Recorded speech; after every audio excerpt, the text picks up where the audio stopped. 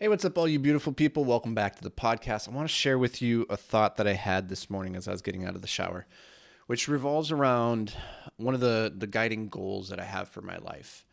And I was thinking about my dad in particular, who, I've talked about him a little bit on this podcast, but he's just been so influential in my life and helping me become the person that I am.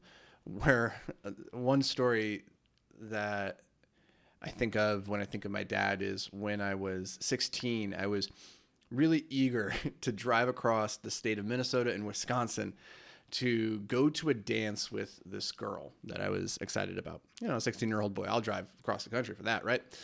And we decided that I was going to drive out there on like a Friday, stay until Sunday, and then come back. So we got a hotel.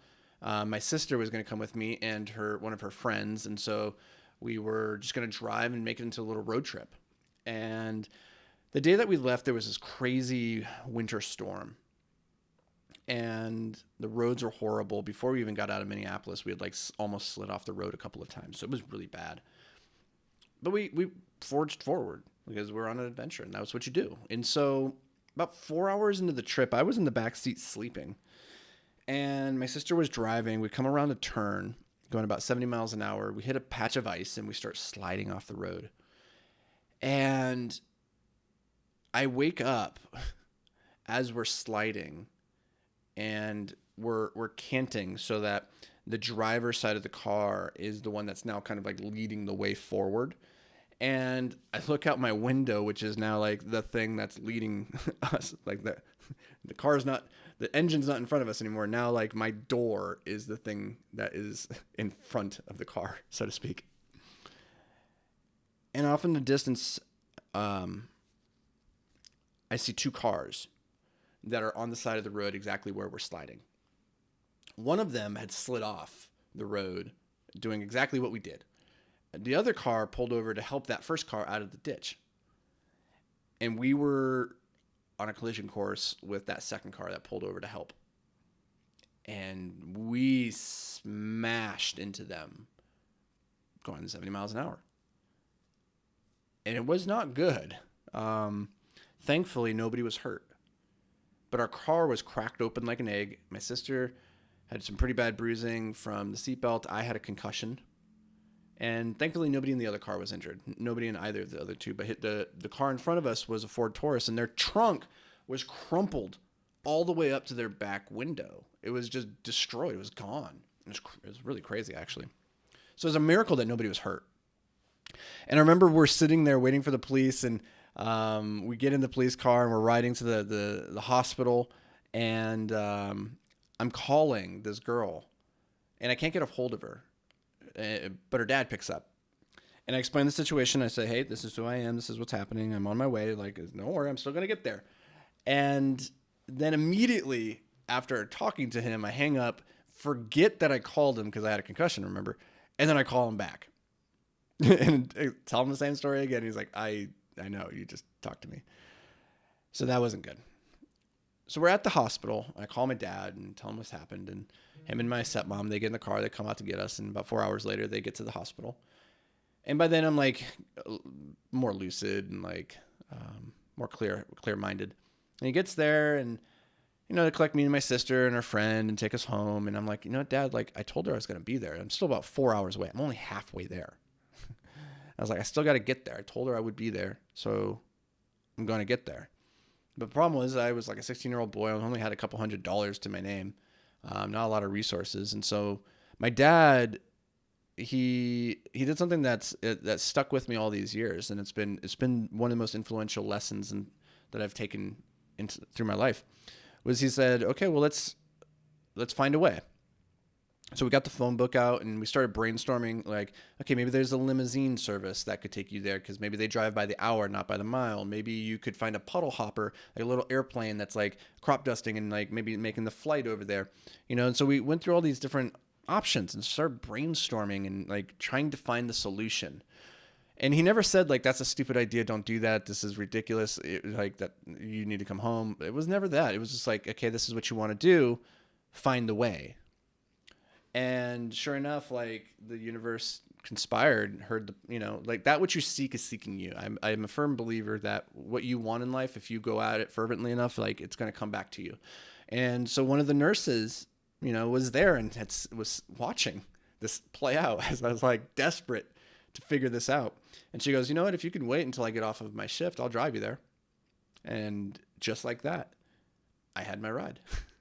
And what was interesting is she didn't get off for a couple more hours, but my dad wasn't going to stick around. So he left me. He just said, okay, good luck. And he left me.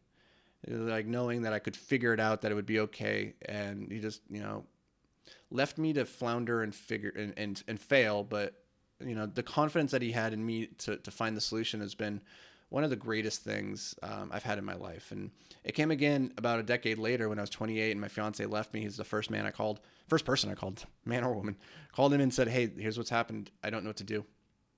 She wants me out of the apartment. Where do I go? And we started brainstorming.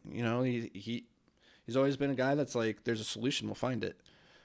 It's just a matter of how creative you need to be to realize that solution. And he was the one that was like, hey, you know what? You used to live in a van. Why don't you just go get a van and live in a van? Like, it's super cheap. Like, you've already done it, so you can do it. I was like, yeah, it's a great idea. And so he drove up 4 hours. He was living in San Diego. I was living in San Francisco.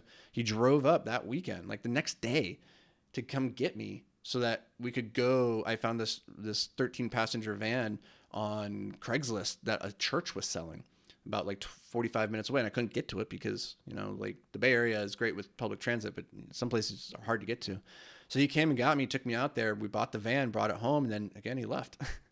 And that's just been like the recurring theme of my life, is that my dad always has like this belief in me. He helps me, doesn't necessarily give financial support, but like gives me the emotional support to believe in myself to find the solution. And I think that's one of the greatest gifts that anybody can give anybody, but especially a dad.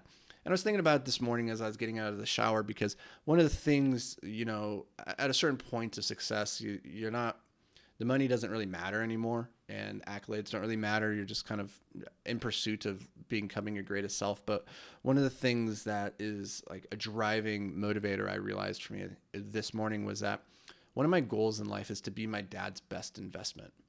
Like the time and the energy that he put into me, I want him to be able to look back and say, that was the best investment that I ever made, was the time and energy that I put into Anthony. And that's hard because he's got a lot of kids. Like I have 6 sisters, 2 brothers, and is that right? 5 sisters? Something like that. Got a big family. Can't even keep track. And I know that money is just one way of measuring that. It's not even the most important. It's obviously not even, honestly, even an important way. But, there's the emotional reward of, feeling connected and feeling loved and feeling like you made a person that had a positive impact on the world. And those are the things that are like really powerfully motivating for me right now. So I just wanted to share that with you guys, because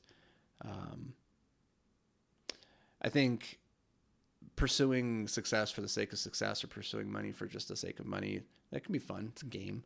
But it gets so much easier to play the game and win it and to stick with it.